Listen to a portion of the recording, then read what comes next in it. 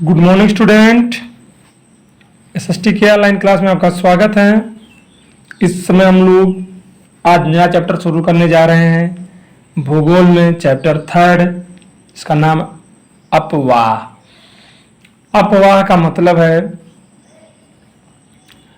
नदियों और उसकी जो सहायक नदियां हैं उसके बहने का जो प्रभाव है, जो उनकी धारा है, उसी को अपवाह कहते हैं। कि किस प्रकार नदी किस जगह से निकल के, चाहे वो पहाड़ों से निकलती हो या ग्लेशियर से पिघल के निकलती हो या किसी कुंड से निकलती हो या कहीं पहाड़ी क्षेत्रों से कहीं भी निकलती हो, उन मुख्य नदी और उनके सहायक नदियों के बहने या धारा जो बनकर बहती हैं, उन्हीं का क्षेत्र जो है वो अपवाह कहलाता है।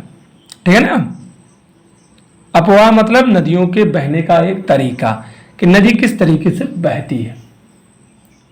भारत में ज्यादातर जो नदियां हैं वो है पूर्व से पश्चिम बहती हैं। पश्चिम से पूर्व बहती, क्षमा कीजिएगा, पश्चिम से पूर्व बहती हैं। यानी ज्यादातर नदियां जो हैं वो हमारे यहाँ बंगाल की खाड़ी में गिरती हैं। लेकिन कुछ नदियां जैसे ताप्ती, नर्मदा, माही, लूनी, ये सारी नदियां आपकी पूर्व से पश्चिम की दिशा में गिरती हैं और यानी अरब सागर में गिरती हैं। ठीक है ना। तो अपवाह किसी नदी और उसकी सहायक नदियों द्वारा निर्मित जल प्रवाह की एक विशेष व्यवस्था, यानी किस तरीके से, किस रास्ते से वो बहती है। भारत के भौगोलिक मानचित्र में अगर हम लोग देखें तो जानेंगे कि विभिन्न दिशाओं से छोटी छोटी धाराएं आकर एक साथ मिल जाती हैं और नदियों का रूप धारण कर लेती हैं। ठीक है। अंततः इसका निकास किसी एक बड़े जलाशय जैसे समुद्र या महासागर अथवा झील में होता है। नदी तंत्र जिस क्षेत्र का जल प्रभावित होता है उसे अपवाह द्रोणी कहते हैं। अपवाह द्रोणी कहते हैं, यानी जिस क्षेत्र में से निकलता है। विश्व के सबसे बड़ा जो अपवाह द्रोणी है वो अमेजन नदी है, जो दक्षिणी अमेरिका में है। दो पहाड़ी अपवाह द्रोणी को जब कोई ऊंचा क्षेत्र जैसे पर्वत या उच्च भूमि अलग करता है तो उसे उस क्षेत्र को जल विभाजक कहते हैं, यानी जल को विभाजन करने वाला। भारत में अपवाह तंत्र कहाँ पे है, इसके बारे में डिस्कशन करेंगे। हमारे देश में अपवाह तंत्र का मुख्य नियंत्रण जो है वो भौगोलिक आकृतियों द्वारा किया गया, जिन विभिन्न प्रकार की आकृतियां जिसे हम लोग उच्चावच कहते हैं। यानी जो भारत के क्षेत्रफल का बनावट है भौगोलिक, कहीं है पहाड़, कहीं पर्वतीय, कहीं पठार, कहीं मैदानी, कहीं नदी, ये सारी चीजें होती हैं। इसी आधार पर भारतीय नदियों को मुख्य रूप से दो भागों में बांटा गया है। एक हिमालय से निकलने वाली नदियां और एक प्रायद्वीपीय नदियां। देश के दो मुख्य भौगोलिक क्षेत्रों में उत्पन्न होने के कारण हिमालय एवं प्रायद्वीपीय नदियां एक दूसरे से बिल्कुल अलग हैं। हिमालय क्षेत्र की अधिकांश नदियां 12मासी या सतत वाहिनी नदियां होती है। 12मासी या सतत वाहिनी नदियां मतलब कि इन नदियों के प्रवाह में जल 12 महीने मिलता है। क्यों?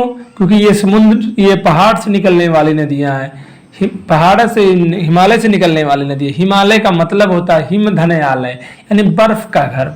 तो जब गर्मियों में, बरसात के दिनों में तो वैसे वर्षा के कारण सभी नदियों का जल स्तर बढ़िया रहता है, लेकिन गर्मियों के दिन में जब वर्षा ऋतु समाप्त हो जाती है तो ये नदियां छोटी सिकुड़ कर नाले के रूप में बहने लगती हैं। लेकिन पर्वतीय या पठारी या पर्वतीय क्षेत्रों से निकलने वाली नदियां, जो इसे हिमालय नदियां या सतत वाहिनी नदियां, 12मासी नदियां कहते हैं, इनमें गर्मियों के दिनों में यही बर्फ पिघल कर आता है, जिसके कारण गर्मियों के दिनों में भी इन नदियों के प्रवाह में अच्छा खासा हमें अपवाह देखने को मिल जाता है। ठीक है ना। मैंने बताया वर्षा के अतिरिक्त ऊंचे पर्वतों से पिघल कर बर्फ आती है जिसे जल प्राप्त होता है, इसलिए वर्ष भर इसमें पानी रहता है। हिमालय की नदियों में सिंधु और ब्रह्मपुत्र अपना अलग महत्वपूर्ण स्थान बनाए रखे हैं, जो हिमालय पर्वत श्रृंखला के उत्तरी भाग से निकलती हैं। इन नदियों ने अपने अपवाह मार्गों से पर्वत को काटकर गार्ज का निर्माण किया। पर्वत को काटकर क्या बनाया? गार्ज, यानी गड्ढे जैसे छोटे छोटे काटकर दोनों तरफ से पहाड़ों को काट दिया, बीच में रास्ता बना दिया है, उसी को गाज कहते हैं। ठीक है ना। चित्र 2 में हम लोग देखेंगे, हिमालय से निकलने वाली नदियां अपने साथ पर्याप्त मात्रा में जल का बहाव करती हैं। परिणाम स्वरूप ये अपने उद्गम स्थल से लेकर समुद्र तक के लंबे रास्ते को तय करती हैं और इस क्रम में ये नदियां अपने मार्ग में कई निक्षेपण आकृतियों का निर्माण करती हैं। अपने द्वारा लाए गए कंकड़ पत्थर मिट्टियों से अलग अलग मैदान, अलग अलग क्षेत्रों का निर्माण करती रहती हैं। ये नदियां अपने मार्ग में विशेष शीर्ष भागों में तीव्र अपरदन क्रिया करती हैं। इस क्रिया में सिल्ट और बालू का भारी मात्रा में संवहन होता है। क्या सबसे ज्यादा मिलते हैं इन नदियों में? बालू और साल्ट। मध्य और निचले भागों में ये नदियां विसर्प और गोखुर झील का निर्माण करती हैं। यानी विसर्प मतलब जैसे आप लोग कभी अयोध्या जाएं तो देखे होंगे गर्मियों के दिनों में कि नदी छोटे छोटे कई भागों में बटकर बहने लगती है। यानी देखे होंगे आप कि बीच में बालू के टीले का सामान निकलता है। यही सब आपका विसर्प और सारी चीजें कहलाती हैं। अपने बाढ़ वाले मैदानों में बहुत सी नदियां अन्य निक्षेपण आकृतियों का निर्माण करती हैं। हिमालय नदियां पूर्ण विकसित डेल्टाओं का भी निर्माण करती हैं, जो हम लोग चित्र 3 में देखेंगे। देखिए ये चित्र 2 है, जिसे गार्ज कहा जाता है। अब ये क्या, इधर भी पहाड़ था, इधर भी पहाड़ था, लेकिन यहाँ से पानी बह रहा है तो इन पहाड़ों को, इन क्षेत्रों को काट कर नदियों ने क्या कर दिया, रास्ता बना दिया। अब इन्हीं रास्तों में कहीं इन्हीं जगहों पे कहीं कहीं नदियां मैदान का निर्माण करेंगे। इन्हीं की जगहों पे दून कहा जाता है, आगे हम लोग पढ़ेंगे। ये देखिए ये नदियां क्या विभिन्न अवस्थाएं हैं। देखिए नदी का स्रोत यहाँ से निकल कर नदी क्या बना रही है, क्षेत्र विसर्प है। विसर्प मतलब सांप की आकृति का देख लीजिए, जो मैंने बताया। गार्ज जो यू आकार का होता है, जैसे हमारा चुंबक होता है, ये क्या होता है, ये ऐसे ही नदियां क्या करती हैं, धीरे धीरे जब ये समतल मैदान में यानी मध्य भाग, देखिए ऊपर जब रहती हैं टॉप पर, तो इनके जो जल का प्रवाह बहुत तेज रहता है, इसीलिए यहाँ पर ज्यादा कोई आकार या रूप नहीं बन पाता। लेकिन जब ये मध्य भाग में आती है तो इनके जो धारा का प्रवाह है वो धीरे हो जाता है।